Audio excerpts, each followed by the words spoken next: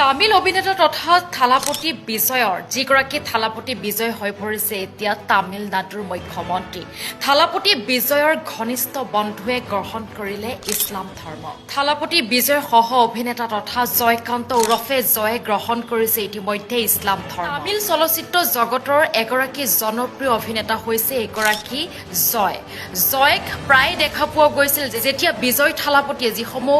চিনেমাত আচলতে অভিনয় কৰে সেই চিনেমাসমূহত সহ অভিনেতা ৰূপে এইগৰাকী জয়ক প্ৰতিখন চিনেমাতে প্ৰায় সংখ্যক চিনেমাতে দেখা পোৱা গৈছে শেহতীয়াকৈ ইছলাম ধৰ্ম গ্ৰহণ কৰাৰ কথা ইতিমধ্যে জয়ে সদৰি কৰিছে উল্লেখ কৰিব লাগিব শেহতীয়াকৈ তামিলৰ এইগৰাকী অভিনেতাই এটা মন্দিৰত গৈ এক অপ্ৰীতিকৰ ঘটনাৰ সাক্ষী হৈ ৰৈছিল বা এক অপ্ৰীতিকৰ ঘটনাৰ সন্মুখীন মন্দিৰৰ পৰা যেতিয়া ঘৰলৈ আহি আছিল মন্দিৰৰ পৰা যেতিয়া উভতি আহিছিল আৰু সেই সময়তে এটা মছজিদ দেখা পাইছিল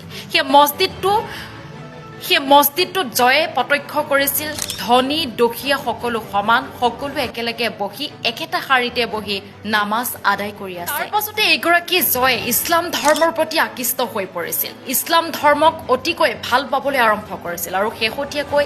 ইছলাম ধৰ্ম গ্ৰহণ কৰিছে এইগৰাকী তামিল অভিনেতা এগৰাকী ইতিমধ্যে এই কথা নিজেই